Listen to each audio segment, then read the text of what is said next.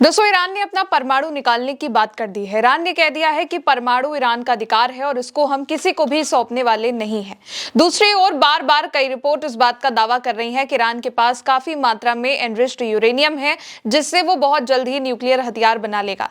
यानी कि ईरान परमाणु हथियार बनाने के बहुत ही करीब पहुंच गया है और इसीलिए अब अमेरिका ने ईरान की सारी शर्तों को मानने के लिए कह दिया है। अमेरिका चाह रहा है कि ईरान यूरेनियम के मुद्दे पर उससे बात कर ले और इसके बदले में वो ईरान की सारी शर्तों को मानने वाला है।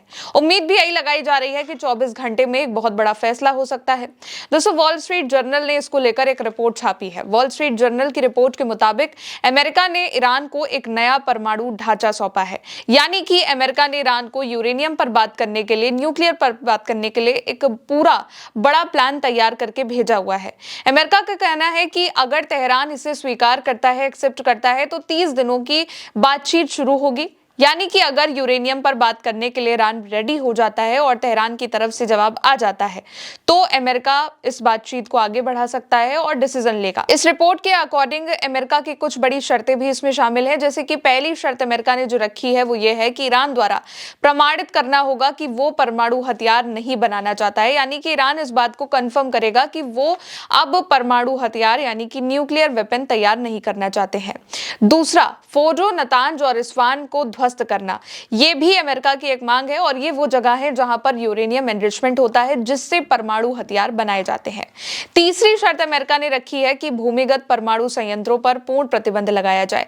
यानी कि जितने भी प्लांट्स हैं, एनर्जी प्लांट्स यूरेनियम के हैं या फिर अगर कहा जाए न्यूक्लियर पावर प्लांट्स हैं, उनको पूरी तरीके से रोक दिया जाए, इस पर प्रतिबंध लगा दिया जाए। ये अमेरिका की मांग है और ईरान को अपना न्यूक्लियर प्रोग्राम रोकना होगा।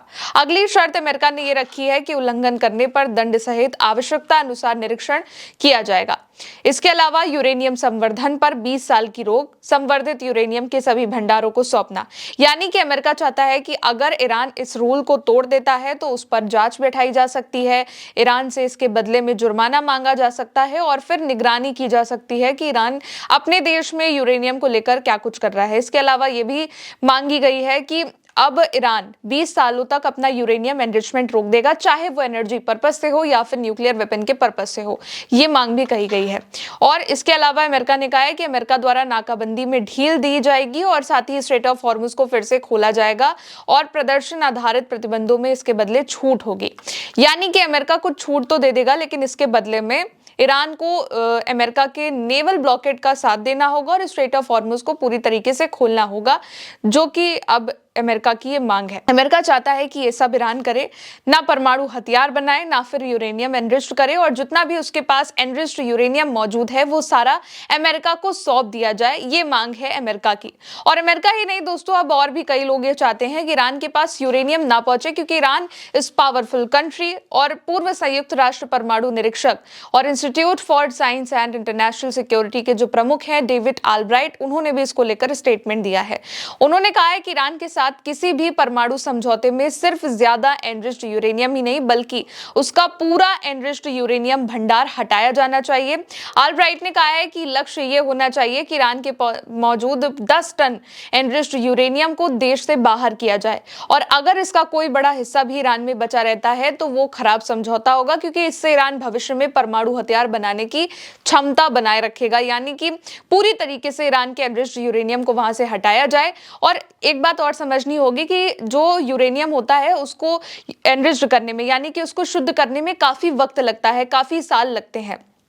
अभी के जो आंकड़े हैं वो कहते हैं कि ईरान के पास 60% एनरिच्ड यूरेनियम है। इसीलिए अब ये जो बात यहाँ पर कर रहे हैं वो ये कह रहे हैं कि जितना भी यूरेनियम उसके पास एनरिच्ड है, ज्यादा कम की बात नहीं है, वो सारा वहां से हटा लिया जाए ताकि ईरान दोबारा से परमाणु हथियार बना ही ना पाए, ये उनका कहना है।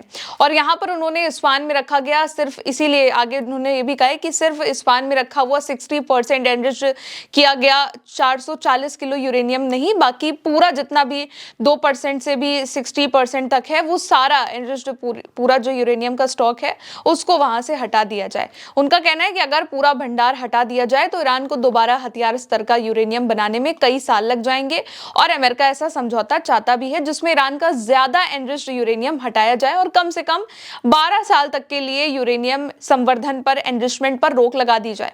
अब यूरेनियम एक ऐसा पदार्थ होता है जिससे परमाणु ऊर्जा भी बनाई जाती है और परमाणु बम भी इसी से बनाया जाता है। फर्क बस इसी बात से पड़ता है कि उसे कितने अच्छी तरीके से एनरिच यानी कि शुद्ध किया गया है। प्राकृतिक यानी कि नेचुरल यूरेनियम की अगर बात करें तो उसमें बहुत काम का हिस्सा बहुत कम होता है, इसलिए उसे मशीनों में सेंट्रीफ्यूज के जरिए स्टेप बाय स्टेप शुद्ध किया जाता है और इसी प्रक्रिया को हम यूरेनियम एनरिचमेंट कहते हैं। अंतर्राष्ट्रीय एजेंसी IAEA की रिपोर्ट्स के मुताबिक ईरान के पास कुल मिलाकर अभी करीब 5 से 6 टन के बीच एनरिच्ड यूरेनियम मौजूद है।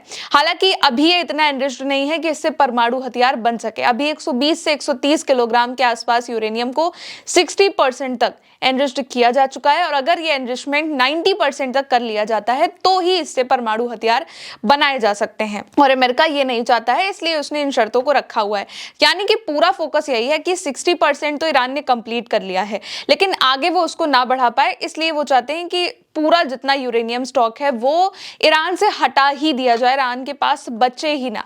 इसके अलावा खबर ये भी है कि अगले हफ्ते इस्लामाबाद में एक बार फिर से बातचीत शुरू हो सकती है ईरान के बीच, अमेरिका के बीच, और ईरान अब अपने परमाणु कार्यक्रम पर चर्चा करने के लिए तैयार है, ये रिपोर्ट्स कह रही हैं। ईरान की रिपोर्ट्स अभी इसको लेकर क्लियर नहीं है, क्योंकि ईरान ने भी ये कहा हुआ है कि अभी वो इसको लेकर तैयार नहीं है। IRGC के पूर्व कमांडर मोहसिन रिजाई ने साफ इस बात को कह दिया है कि ईरान अपने परमाणु कार्यक्रम को लेकर किसी से भी बातचीत नहीं करने वाला है, और उन्होंने जोर देकर इस बात को कहा है कि स्ट्रेट ऑफ हॉर्मुज पर कंट्रोल ईरान के ही हाथ में रहना चाहिए, क्योंकि इस शर्तों को अगर ध्यान देंगे तो इस शर्त में स्ट्रेट ऑफ हॉर्मुज का जिक्र भी अमेरिका की ओर से किया गया है।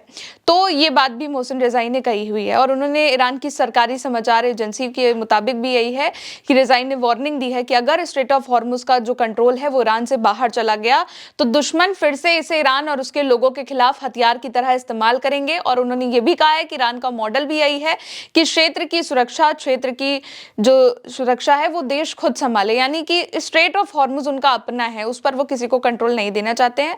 और उनके मुताबिक अमेरिका या यूरोप जैसी बाहरी ताकतों को इस इलाके से बाहर जाना चाहिए, यानी कि बाहरी कंट्रीज को इसमें दखल नहीं देना चाहिए। अब इस रिपोर्ट के दो पहलू हैं। पहला तो ये है कि अमेरिका चाह जरूर रहा है कि परमाणु पर बात करी जाए, लेकिन IRGC ये बात बिल्कुल नहीं चाहती है कि ईरान का यूरेनियम किसी भी हाल में किसी को भी सौंपा जाए, ईरान से बाहर जाए, और इसलिए वो यूरेनियम देने को तैयार नहीं है, और इसीलिए बातचीत रुकी भी हुई है। अमेरिका इस बात को कह रहा है कि हम बात इसी शर्त पर करेंगे कि ईरान दोबारा से यूरेनियम भी एनरिच नहीं करेगा और जितना है वो सौंप भी देगा, और इसीलिए सीज फायर की पूरी बातचीत आकर इस परमाणु पर ही अटक गई है।